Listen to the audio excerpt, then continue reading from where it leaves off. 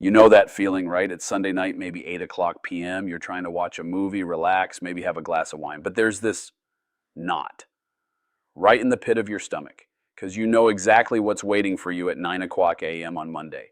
The Sunday scaries.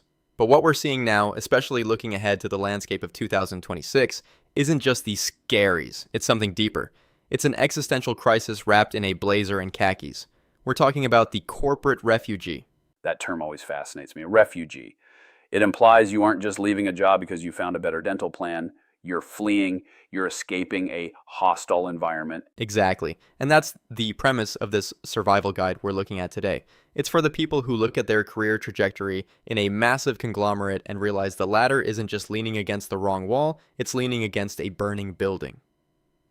But here's the kicker. Usually, when people want to escape, the number one thing stopping them is capital. They say, I'd love to buy a business, I'd love to be my own boss, but I'm cash poor. Right.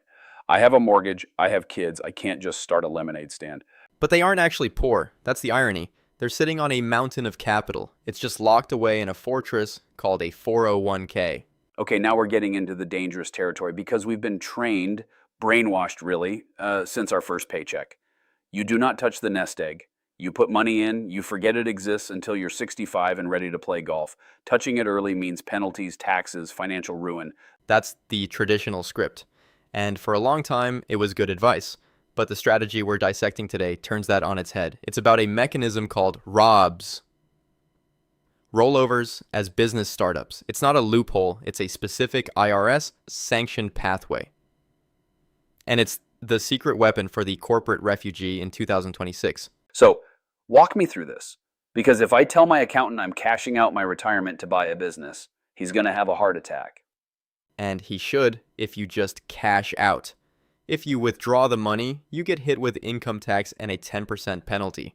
You lose 40% of your buying power instantly. That's suicide. ROBS is different. You aren't withdrawing the money, you are rolling it over. Just like you would if you switched jobs from one corporate giant to another. But instead of buying shares in Apple or Microsoft, your 401k buys shares in You Inc. So the retirement plan becomes the shareholder of the new business I'm buying? Precisely. You incorporate a new C corporation. That corporation starts a 401k plan. You roll your existing funds into that new plan. Then the plan buys stock in the corporation.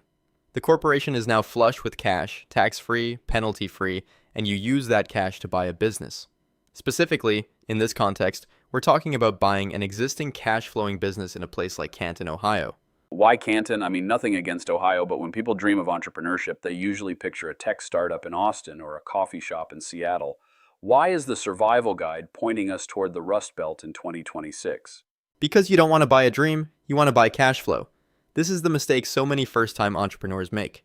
They chase sexy, they want the app, the trendy brand, but the corporate refugee doesn't need to be cool. They need to replace a six-figure corporate salary on day one. Places like Canton, Ohio are gold mines for what I call boring money. Boring money. HVAC companies, specialty manufacturing, logistics and trucking, commercial landscaping. These businesses in the Midwest often trade at lower multiples than on the coasts. In 2026, you have this massive wave of baby boomers, the silver tsunami, who are desperate to retire. They've built these solid, unsexy businesses in Canton over the last 30 years. They don't have kids who want to take over. They just want to sell and go to Florida. So you have a motivated seller class and a buyer class, these corporate refugees who are desperate for autonomy. It's a perfect storm. It is. And think about the math. If you have $300,000 in a 401k in the stock market, that might grow 7% or 8% a year if you're lucky and the market doesn't crash. If you use that as a down payment or even the full purchase price for a business in Canton, you're not looking for 8% returns. You're looking at buying a job that pays you a CEO salary plus the profit of the business. The return on investment, strictly financially, can be massive. But the real return is psychological. That's the refugee part again. It's about control. It is. When you're in corporate, your 401k is betting on other people's performance. You're betting on the CEO of Amazon. You're betting on the global economy. When you do a ROBS transaction to buy a local business, you are taking those chips off the table and betting on yourself. You're saying, I trust my ability to run this plumbing supply company more than I trust the stock market in 2026. That's a heavy psychological shift, though. I mean, betting on yourself sounds inspiring on a bumper sticker. In reality, it's terrifying. If the business fails, you haven't just lost your job, you've lost your retirement. It is terrifying. I won't sugarcoat that. But let's look at the alternative. What is the risk of staying? We're seeing AI integration, massive corporate restructuring, outsourcing. The idea that a corporate job is safe is a relic of the 20th century. The corporate refugee realizes that the perceived safety of the cubicle is an illusion. So the risk profile has flipped. The risky move is actually staying put and hoping you don't get downsized. Exactly. And when you look at a market like Canton, you're mitigating that risk. You aren't starting from scratch. You aren't guessing if people need the product. You're buying a company that has been profitable since 1995. You have customers, employees, processes. You're stepping into a moving vehicle. You just need to keep driving it, maybe upgrade the navigation system. Let's go back to the mechanics for a second. We're talking about 2026. Are there specific trends making this trade of the 401k more viable or necessary right now? Interest rates are a big factor. Even if rates stabilize, borrowing money from a bank is expensive and difficult. Banks are tightening up. If you go to a bank for an SBA loan, they want collateral. They want your house. When you use your 401k via ROBS, that's an equity injection. It's your money. You don't have a monthly loan payment to yourself. That improves the cash flow of the business immediately. In an economy where cash is king, starting debt-free or with significantly less debt is a massive competitive advantage. That's a great point. If you take out $1 million loan to buy a business, that debt service eats up your first few years of profit. Right. And that pressure kills businesses. If you have a bad quarter and you owe the bank 10 grand a month, you're in trouble. If you have a bad quarter and you are the bank, you weather the storm. I want to touch on the lifestyle aspect. The article mentions this survival guide concept. Moving from a corporate structure to running a small business in Canton, that's a culture shock. You go from having an HR department and an IT guy to being the HR department and the IT guy. Oh, it's a shock. You're trading a boss for customers. You're trading office politics for payroll issues. It's not a vacation. But ask anyone who has successfully made the jump, ask them if they'd go back. And Almost universally, the answer is no, because the stress is different. Corporate stress is helpless stress. It's waiting for the memo. It's dealing with red tape you didn't create. Business owner stress is active stress. It's this machine broke, how do I fix it? It's problem solving. It's exhausting, yes, but it's not soul crushing in the same way. And there's something about the community aspect too.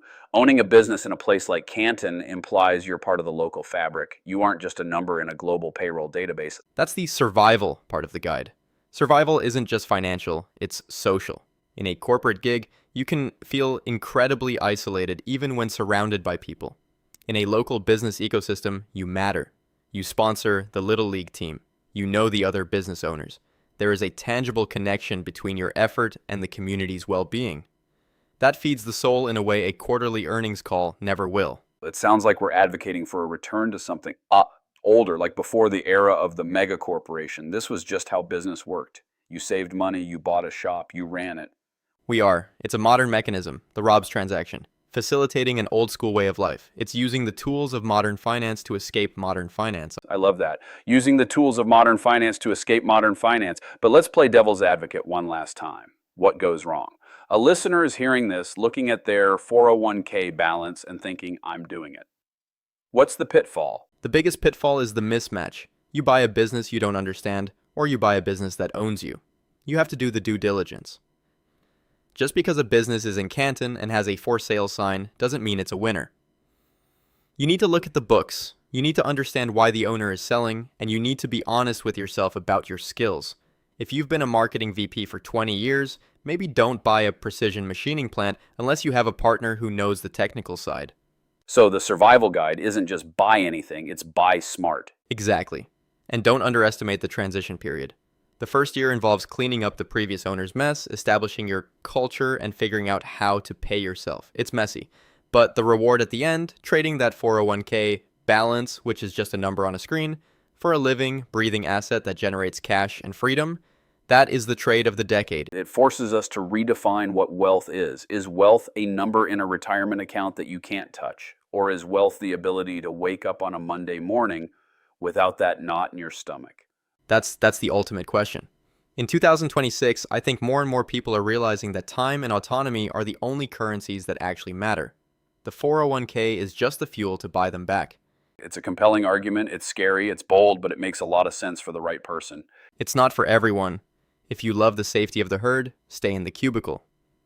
But if you feel like a refugee, if you feel like you're just surviving until the weekend, maybe it's time to look at that 401k differently. Not as a retirement plan, but as an escape hatch. An escape hatch to Canton. Who would have thought? Sometimes the best opportunities are in the places everyone else overlooked. Well, that gives us plenty to think about. For everyone listening, take a look at your statement this month. Don't just look at the total. Ask yourself, is this money working for me or am I working for it?